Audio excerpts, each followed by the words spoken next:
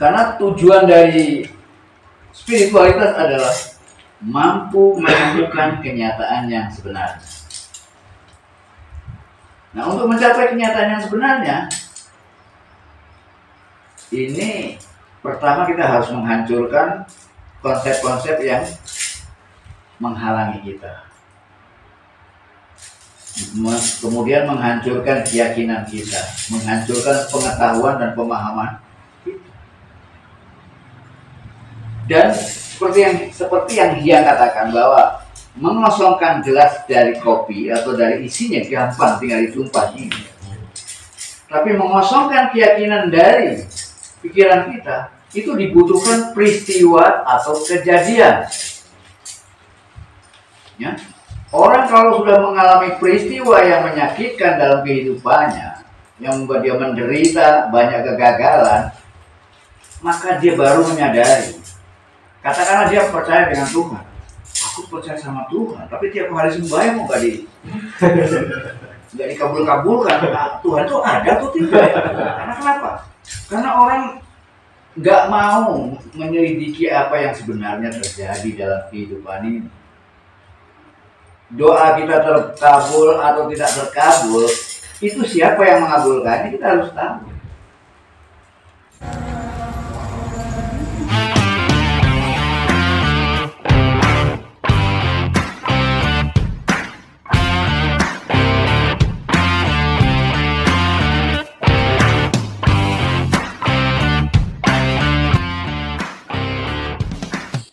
Salam satu hati, para tandapan di mana saja berada.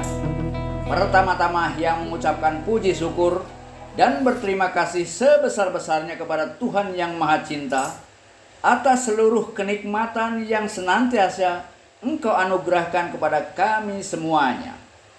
Dan kedua, yang ingin mengucapkan terima kasih kepada Niang Rosa Hamiza Azziha, Bunda Niang Rosa Hamiza, yang selalu memberikan semangat dan dukungannya kepada Hyang dalam mendampingi hidup Hyang.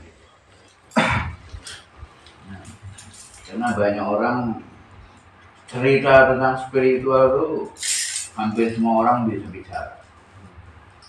Ya, hampir setiap orang bisa bicara. Tapi ketika kita ingin lebih tahu, ingin lebih detail apa yang dimaksud dengan spiritual, maka jawabannya itu bisa beda-beda. Nah, bahkan para dukun pun menyebut dirinya sebagai spiritualis. Mas, para dukun pun menyebut dirinya sebagai tokoh spiritualis. Sehingga setiap orang bisa gampang menyebut dirinya spiritualis. Orang baru belajar dari buku aja udah berani nyebut spiritualis. Padahal untuk menjadi seorang spiritualis itu nggak gampang. Ya. Nggak gampang. Karena spiritual, di wilayah spiritual kita harus mengalami. Masalahnya harus mengalami.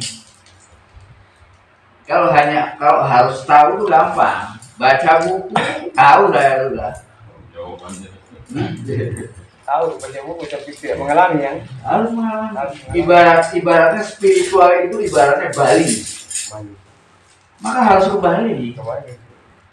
Kalau misalnya orang kalau sudah mencapai spiritual, anggaplah mencapai Jakarta atau mencapai Bali, berarti mencapai spiritual. Jadi seolah ada pencapaian di sana. Nah, kalau orang sedang melakukan perjalanan ke arah ke spiritual, bisa disebut orang Bali nggak?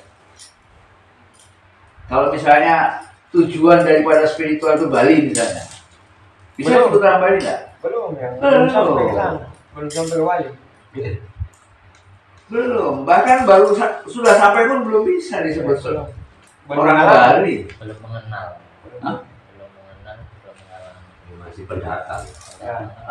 Harus bisa misalnya dimintai informasinya bagaimana Bali. Ya, bisa cerita nggak dia tentang Bali? Hah? Ya cuma sedikit. Cuma bisa cerita perjalanannya. Iya, perjalanannya dia. Kalau perjalanan bukan. Ya, pencapaian itu yang harus dia ceritakan.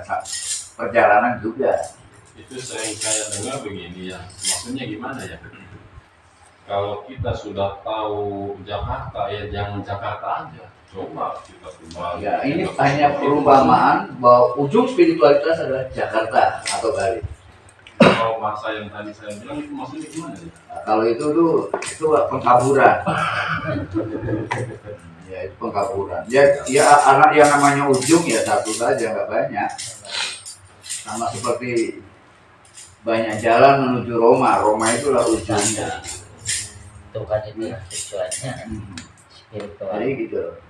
Jadi kalau kita sudah bisa menjelaskan Bali itu apa, bahkan dia mampu menunjuk setiap rumah yang ada di setiap gang, di setiap kota, siapa penghuninya satu persatu. Nah itu spiritual dalam pengertian yang khusus seperti itu. Dia bukan hanya sebuah perjalanan, tapi pencapaian. Ya, bukan sebuah perjalanan. Orang baru jalan masa bisa disebut orang Jakarta. Bahkan orang Jakarta pun belum tentu bisa disebut orang Jakarta kalau dia nggak bisa cerita tentang Jakarta, nggak bisa cerita tentang Jakarta. Ya. Dan ada pula orang yang berpendapat bahwa spiritual adalah jalan lain di samping agama. Seolah-olah jalan menuju Tuhan itu ada dua, agama dan spiritual. Nah ini, kalau kita ingin mencapai Tuhan lewat jalan agama, berarti kita melewati jalannya orang lain. Melewati jalannya orang lain. Misalnya orang Islam mengikuti jalannya Muhammad. Jalannya Muhammad, jalannya orang lain. Buddha berarti mengikuti jalannya Siddhartha Gautama. Kristen berarti mengikuti jalannya Yesus. Dan setiap agama punya tokoh-tokohnya.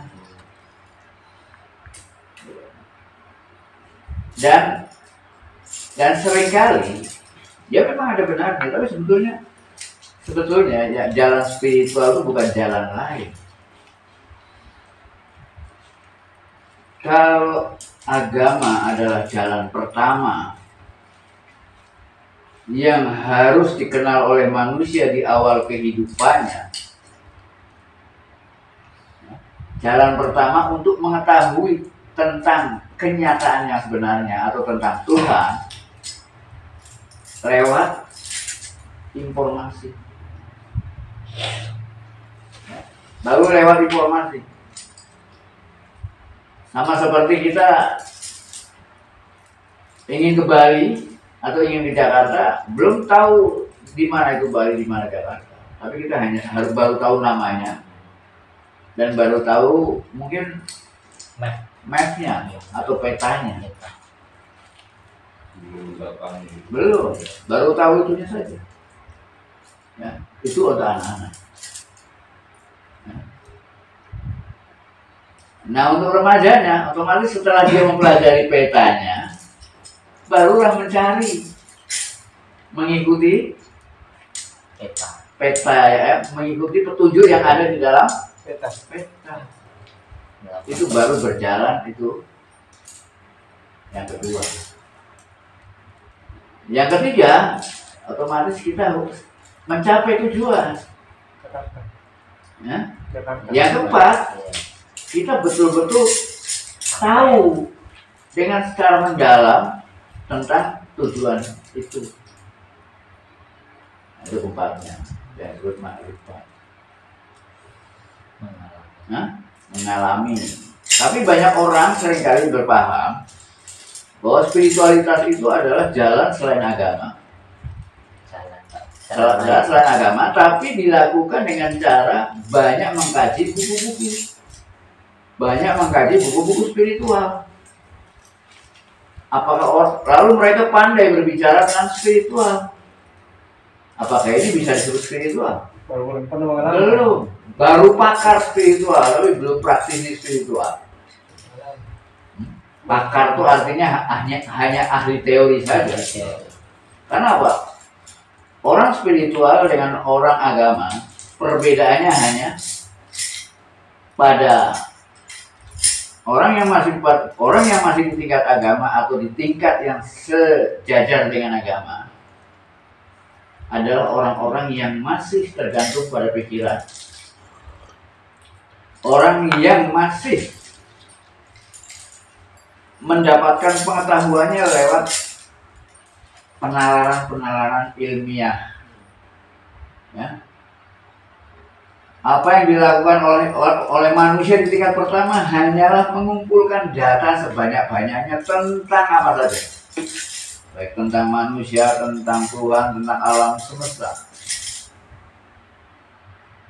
Ya.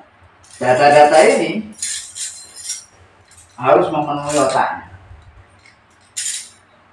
Dan setiap orang punya pikiran yang berbeda karena data-datanya berbeda. Ya, orang Kristen data-datanya Kristen kok. Orang Hindu data-data yang Hindu kok. Nah, ketika mereka bertemu dialognya sendiri-sendiri udah nggak ketemu. Nah, dan semua data itu hanyalah konsep, hanyalah nama. Nama duren berbeda dengan duren. Beda nggak nama duren dengan durennya? Ya beda. Bisa makan nama duren bisa dimakan nggak? Kok nggak asal? Buka dulu. Nama duren dengan durennya Berbeda. Ya berbeda. Cuma nama sama. Namun durian sekarang kan nggak ada wujudnya, kecuali saya bawa durian. Langsung ini durian. Ya. Jadi beda, ya. Jadi dan kalau di tingkat agama atau di tingkat awal bagi manusia, semua pengetahuan dia peroleh, dia kelola lewat salah satu sarana yang disebut pikiran, panca indera, dan semua perangkat yang ada di dalam otak kita. Sehingga di tingkat ini apa yang kita lakukan adalah mencari data sebanyak-banyaknya, mencari pengetahuan sebanyak-banyaknya. Dan setiap orang bisa berbeda pendapat karena beda pengetahuannya. Sedangkan bagi orang-orang spiritual adalah orang-orang yang berusaha melihat kenyataan apa adanya. Tidak lagi melalui konsep-konsep, tidak lagi melalui prasangka, tidak lagi melalui praduga, tidak lagi melalui apa yang kita pahami. Orang-orang spiritual adalah orang-orang yang mampu melihat kenyataan apa adanya. Bukan menurut pengetahuan saya, bukan menurut pemahaman saya, bukan menurut keyakinan saya. pengalaman pribadi. Pengalaman pribadi pun harus dibuang. Karena itu pengalaman tetap. Semuanya harus dibuang. Itu yang disebut dengan pengosongan. Kalau di tingkat anak-anak itu pengisian, maka di tingkat spiritualis adalah pengosongan. Apa yang dikosongkan? Otak kita. Dikosongkan dari semua konsep-konsep. Agar kita mampu melihat kenyataan apa adanya, tanpa konsep, tanpa penilaian. Itu baru spiritualis. Dan proses pengosongan ini juga nggak gampang. Tidak seperti kita mengosongkan apa? Gelas dari kopi atau mengosongkan toples dari makanan-makanannya. Mengosongkan pikiran dari konsep-konsep, mengosongkan pikiran dari keyakinan itu nggak gampang. Bisa sampai mengatakan sama orang yang beragama kalau agama yang ada di otakmu itu salah. Pasti mana? Nah, ada banyak online. Nggak. Ayo saya mau. Ya. Dan setiap orang pasti sulit melepaskan diri dari keyakinan yang sudah dia bangun dari kanak-kanak. Ya. Sulit. Satu contoh gini, anak gajah, ya, ketika dia masih gajah kecil diikat dengan tali yang cukup kuat menurut ukuran gajah kecil, ya, diikat ke pohon yang mungkin nggak terlalu besar, tapi dia cukup kuat untuk menjaga gajah kecil itu tidak lepas. Si gajah kecil ini tentunya sudah berusaha untuk melepaskan diri dari ikatan dan tidak pernah berhasil. Karena memang sudah diukur agar tidak bisa lepas.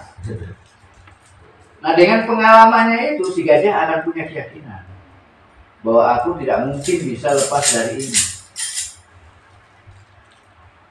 Dan dia sudah melakukannya berulang-ulang ratusan kali, ribuan kali gagal. Disitulah akhirnya muncul keyakinan, aku tidak bisa. Ya, buat saya. Ya, seiring dengan pertumbuhannya, si gajah nggak menyadari kalau tubuhnya semakin hari semakin membesar. Dan dia keyakinannya nggak berubah, tetap dia akan menyangka bahwa dia nggak bisa melepaskan dari ikatan itu. Jadi keyakinan itu sudah membatasi dia. Kapan kira-kira si gajah ini sadar kalau sesungguhnya dia bisa menghancurkan ikatannya? Kapan? Sulit. Baru menyadari kalau dia ada bahaya.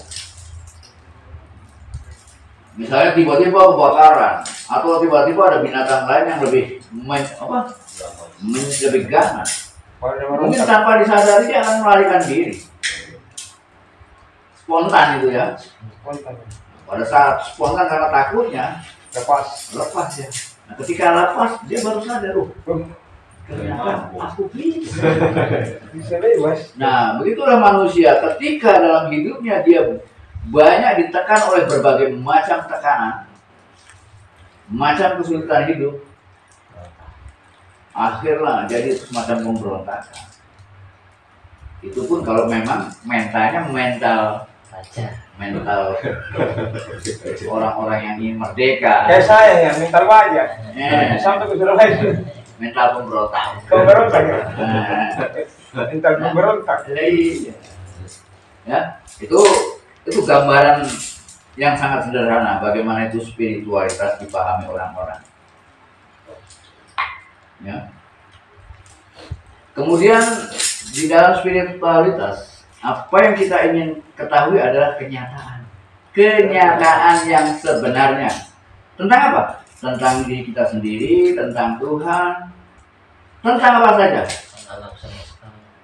Tapi bukan dalam bentuk konsep-konsepnya, tapi dalam bentuk kenyataan yang sebenarnya. Dia sudah bebas dari nama, karena setiap nama hanyalah konsep.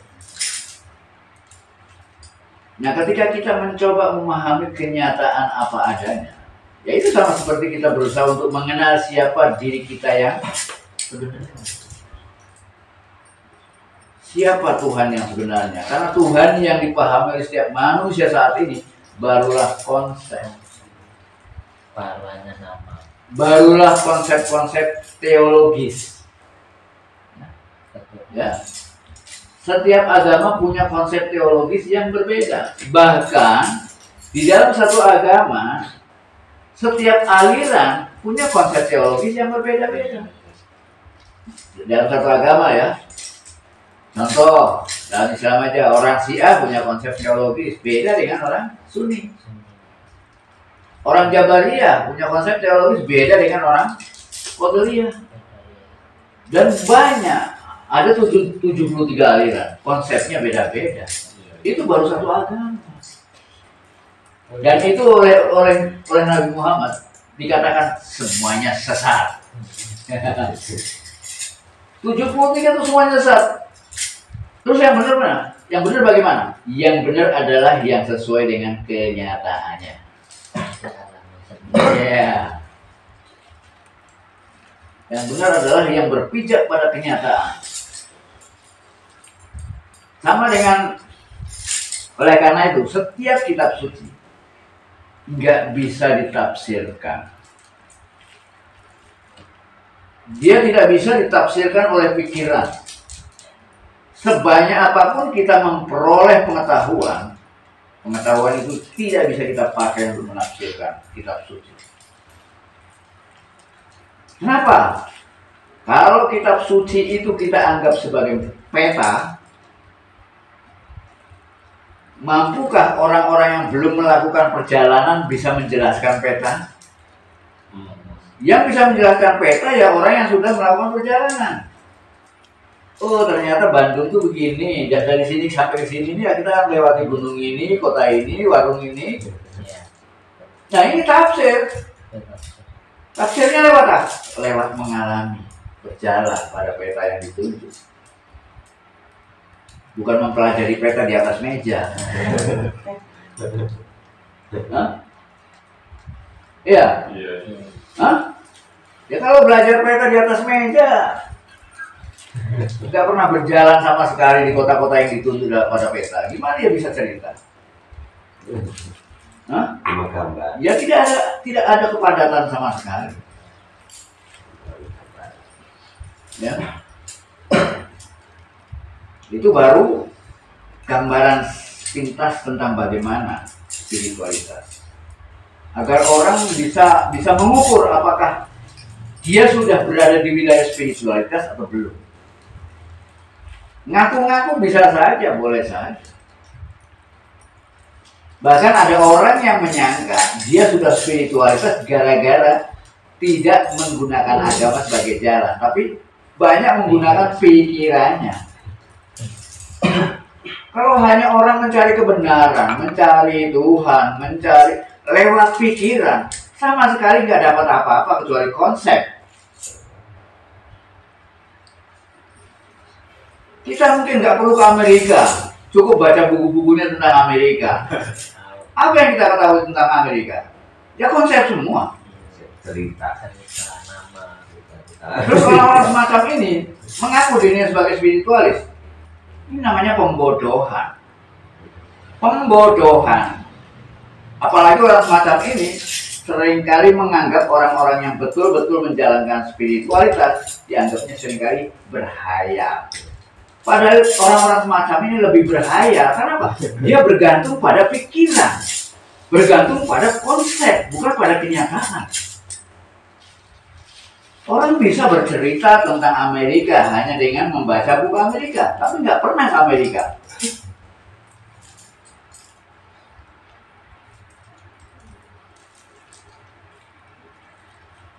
Karena spiritualis itu harus pertama kita harus tahu namanya, harus tahu petanya, kedua harus berjalan di atas peta petunjuknya. Ketiga kita menemukan titik-titik yang paling penting dalam peta-peta tersebut. Yang keempat, ya kita mengalami pada puncak perjalanan itu. Maka mengalami adalah puncak yang harus dicapai oleh setiap orang. Karena di tingkat ini, maka setiap orang tidak memiliki perbedaan dengan yang lainnya. Karena kenyataan itu nggak pernah berbeda. Mungkin dalam ungkapannya berbeda-beda. Nah, itu tergantung pada bagaimana cara kita membuat redaksi pengungkapan. Bahasa apa yang kita pakai. Mungkin yang berbeda hanya cara mengungkapkannya. Ikan sama lauk. Dan spiritualitas atau kenyataan harus dilihat secara total. Bukan dalam bentuk sudut pandang. Kalau dalam bentuk sudut pandang itu bukan spiritualitas. Itu masih pola pikir. Ya, itu masih pola pikir. Jadi spiritualitas bukan sekedar teori, bukan sekedar kata-kata, bahkan semua kata-kata hilangkan. Kata-kata hanya merupakan bahasa untuk menyampaikan. Tapi kalau yang disampaikan tidak sesuai dengan kenyataan yang dijadikan cerita, ya buat apa? Kebohongan. Ya namanya kebohongan. Omongan publik. Ya, Kalau bedanya ini ya, apa? Spiritual dan supranatural. kalau supranatural itu sebetulnya itu hanya semacam oleh-oleh. Oleh-olehnya. Iya. Kalau kita melakukan perjalanan, otomatis kita dapat oleh-oleh. Pemandangan itu. Dapat mainan. Supranatural itu hanya dapat mainan. Nah, itu mainan bukan tujuan. Nah, ketika orang dapat mainan, asik bermain-main dengan mainan itu, lupa untuk jalan lagi. Mampir warung ini. Wah, ketika dia dapat mainan, bisa menyembuhkan orang, wah langsung jadi supranatural. Berhenti di situ ya, lari, dapat uang, udah nggak jalan, nggak berjalan lagi. Kayak bidaya. Lari sekali. Iya, nggak apa-apa, itu memang misinya ke sana, pengetahuannya memang ke sana. Jadi kita nggak bisa menyalahkan seseorang, tapi kalau dia punya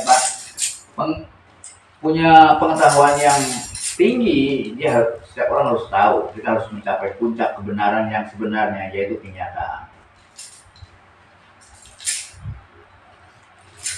Jadi, nah, ternyata untuk mencapai kenyataan yang sebenarnya itu nggak mudah. Melakukan pengosongan, bagaimana mengosongkan pikiran kita dari konsep-konsep itu nggak mudah. Sama seperti bagaimana kita membuat orang Islam nggak lagi berpegang pada konsepnya. Sama seperti kita bagaimana membuat orang Hindu tidak lagi tergantung pada konsep teologisnya. Sama seperti kita bagaimana membuat orang-orang Buddha lepas dari konsep teologisnya. Ini bukan berarti lepas dari agama, lepas dari konsepnya. Agama sebagai ajaran murni berbeda dengan agama sebagai pengetahuan. Beda. Agama sebagai ajaran murni, dia betul-betul berpijak pada kenyataan. Sedangkan agama sebagai pengetahuan, itu hasil pemikiran para penganutnya. Atau hasil pemikiran orang-orang yang sedang menyelidiki agama. Itu baru disebut pengetahuan agama. Jadi beda pengetahuan agama dengan agama. Dan seringkali orang ketika mempelajari agama itu tidak akurat dan sangat subjektif. Karena yang dipelajari bukan agamanya, yang dipelajari adalah penganutnya. Kalau penganutnya goblok-goblok, kalau penganutnya bikin kacau negara, maka dianggapnya agama itu agama yang Benar. agama yang mendidik manusia kacau dan salah. Padahal oknumnya. Anaknya. Sama dengan kondisi Islam, seringkali dituduh sebagai Teroris. agama teroris, Radikal. agama radikal. Yang salah siapa? Penganutnya. Yang salah ya yang menganalisa, goblok. Tidak bisa membedakan mana ajaran dan mana pemahaman para penganutnya. Nah, keadaan agama saat ini sedang tergelincir jatuh gara-gara para penganut yang bodoh-bodoh ini. Mereka belum bisa memahami agama, tapi sudah berani berbicara tentang agama. Bahkan seringkali menyalahkan orang lain yang berbicara tentang agama, padahal dia ahli.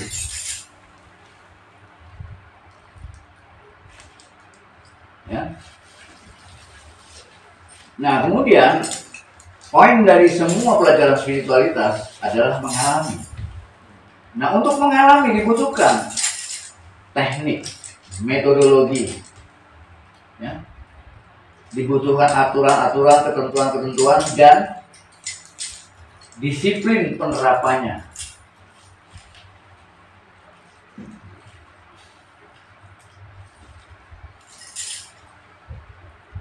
Karena tujuan dari spiritualitas adalah mampu menemukan kenyataan yang sebenarnya. Nah, untuk mencapai kenyataan yang sebenarnya, ini pertama kita harus menghancurkan konsep-konsep yang menghalangi kita.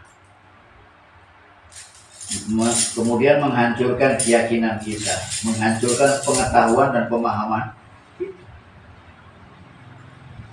Dan seperti yang dia katakan bahwa mengosongkan gelas dari kopi atau dari isinya gampang, tinggal ditumpah ini. Tapi mengosongkan keyakinan dari pikiran kita itu dibutuhkan peristiwa atau kejadian. Ya. Orang kalau sudah mengalami peristiwa yang menyakitkan dalam kehidupannya, yang membuat dia menderita banyak kegagalan, maka dia baru menyadari. Katakanlah dia percaya dengan Tuhan. Aku percaya sama Tuhan, tapi tiap hari sembahyang mau nggak dikabul-kabulkan. Nah, Tuhan itu ada atau tidak ya? Iya. Ya kan banyak. Karena kenapa? Karena orang nggak mau menyelidiki apa yang sebenarnya terjadi dalam kehidupan ini. Doa kita terkabul atau tidak terkabul, itu siapa yang mengabulkannya kita harus tahu. Kalau dianggapnya Tuhan, kenapa banyak orang yang berdoa tapi kok nggak ada Tuhan nggak mengabulkannya? Apa Tuhan yang salah? Atau Tuhannya tidur? Atau Tuhannya direbut sana sini?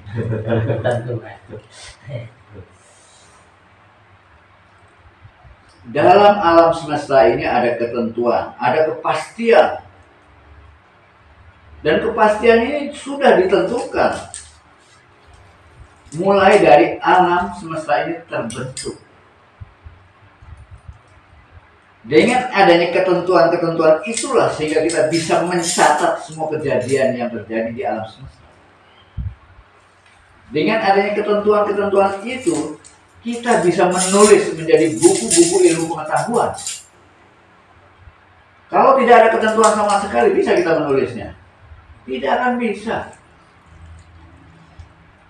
Dan mungkin tidak akan ada buku ilmu pengetahuan kalau dalam kehidupan ini nggak ada ketentuan. Ya kan? Api, misalnya panasnya api, suhu panas yang tertinggi berapa derajat, yang terendah berapa derajat, kan ada ketentuan. Dinginnya air, dan semuanya punya ketentuan.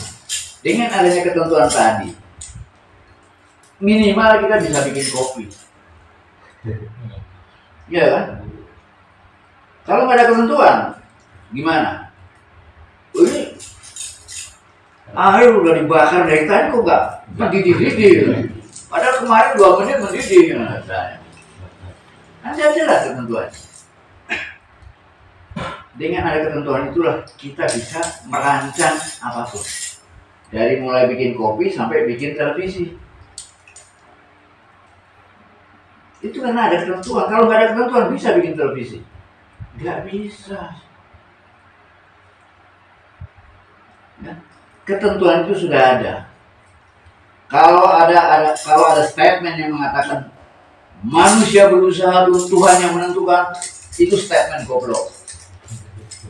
Iya benar. Loh, Iya benar. Ada itu. iya itu statement goblok. Jadi Tuhan menentukannya setelah manusia berusaha.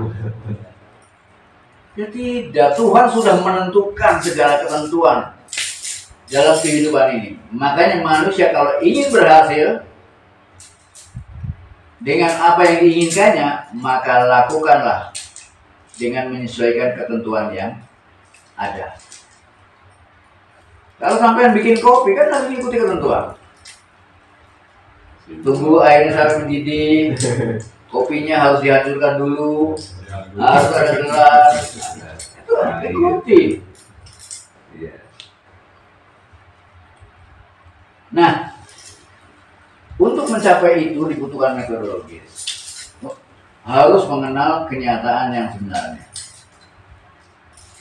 Nah, untuk bisa menembus pada kenyataan yang sebenarnya, dibutuhkan ketentuan-ketentuan metafisika. Mungkin dia menyebutkan seperti itu. Oke lah, yang disebut kenyataan bisa saja Tuhan, alam, atau diri kita sendiri. Sebagaimana perintah dari setiap agama kepada para penganutnya. Ini perintah ini yang anggap sebagai perintah paling utama, yaitu perintah untuk mengenal dirimu sendiri sebelum mengenal Tuhan.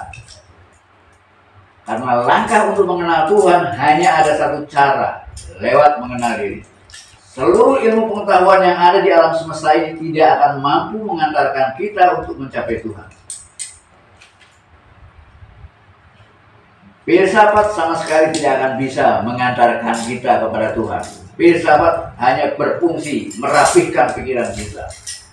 Filsafat hanya berfungsi untuk bagaimana caranya menggunakan pikiran secara benar, secara logis, ilmiah, sistematis. Dia bukan sarana bagi kita untuk mencapai Tuhan. Bahkan ilmu agama pun juga tidak mampu mengantarkan kita untuk mencapai Tuhan. Yang bisa mencapai Tuhan hanyalah dirimu yang sebenarnya. Maka hanya dengan mengenal dirimu dan mampu menjadi dirimu yang sebenarnya, maka jalan itulah jalan yang membuat kita bisa mengenal Tuhan. Nah, untuk mengenal diri sendiri, untuk mengenal Tuhan yang sebenarnya, dibutuhkan hubungan. Saat ini katakanlah manusia dalam keadaan masih terpisah dengan Tuhan. Sekalipun secara substansi tidak ada keterpisahan antara kita dengan Tuhan. Tapi dari segi mentalitas kita seolah terpisah dari Tuhan. Ya? Karena adanya keterpisahan ini sebenarnya secara mental, emosional, secara intelektual. Adalah secara substansial tidak ada keterpisahan sama sekali. Maka dengan adanya keterpisahan tadi dibutuhkan pengetahuan, dibutuhkan teknik-teknik tertentu yang membuat agar kita mampu melakukan hubungan-hubungan. Nah, ketika kita mencoba untuk melakukan hubungan-hubungan, maka ada banyak cara untuk membuat hubungan. Ya. Ada 4 cara. Hubungan atau komunikasi barulah berlaku kalau kita terpisah. Mana saat orang itu dalam keadaan tidak terpisah, maka tidak ada lagi hubungan. Tidak ada lagi komunikasi. Nah, komunikasi terjadi dalam 4 level. Komunikasi di tingkat pertama, apa kira-kira? Komunikasi di tingkat pertama yaitu surat menyurat. Syariat. Ya, syariat. Surat menyurat. Kita nulis surat, kemudian kita kirim pakai perangko. Kita nggak tahu suratnya sampai atau tidak. Dan kita juga nggak tahu kapan dapat jawaban itu datang. Sama seperti orang yang berdoa. Orang berdoa kan seperti kirim surat, nggak tahu nih doanya sampai atau tidak nih. Didengar oleh Tuhan atau tidak. Dan kapan jawaban kapan dikabulkan, juga nggak tahu. Rangkonya sholawat katanya. Karena nggak ada sholawat nggak nembus. Tapi setiap doa ada kemungkinan dikabul nggak ya? Ya tergantung, sesuai dengan cara jalannya sesuai dengan ketentuan alam enggak. Ada ketentuan dalam alam. Yang mengabulkan doa adalah keyakinannya. Bukan. Bukan. Itu hanya salah satu. Ada 8 tingkatan. Ada 8 tingkatan dalam diri kita. Karena kita punya kecerdasan bukan hanya otak saja. Kita punya susunan sebagai diri bukan hanya pikiran saja. Kita ada susunan energi, ada susunan emosional, ada susunan astral, Ada 8. Hah? Kalau ke-8-nya ini tidak selaras, maka Iya. tidak akan terjadi. Jangankan se-8, 2 hal aja nggak selaras, nggak jadi. Contoh ada, kalau kamu yakin kamu dapat mobil, kamu pasti dapat mobil. Iya. Wah, saya harus dapat mobil. Pikiran nggak setuju. Dari mana kamu dapat mobil? Gajimu sebulan aja sekian. Aduh, manusia punya logika. Kalau logikanya membantah, nggak jadi. Oleh karena itu, cara kita agar logika ini tidak melawan kita, perbesar logikanya. Orang-orang mungkin baru yakin, wah, kalau kalau dalam sehari dia bisa cari uang 100.000, mungkin dia baru bisa yakin bisa beli sepatu. Bisa tercapai beli sepatu karena dia udah tahu kemampuannya 100.000. Tapi kalau dia kerja gajiannya hanya katakanlah 300 atau 2 juta, kemudian dia ingin mobil, Itu berapa tahun? Nggak bisa. otaknya akan menolak. Mana mungkin?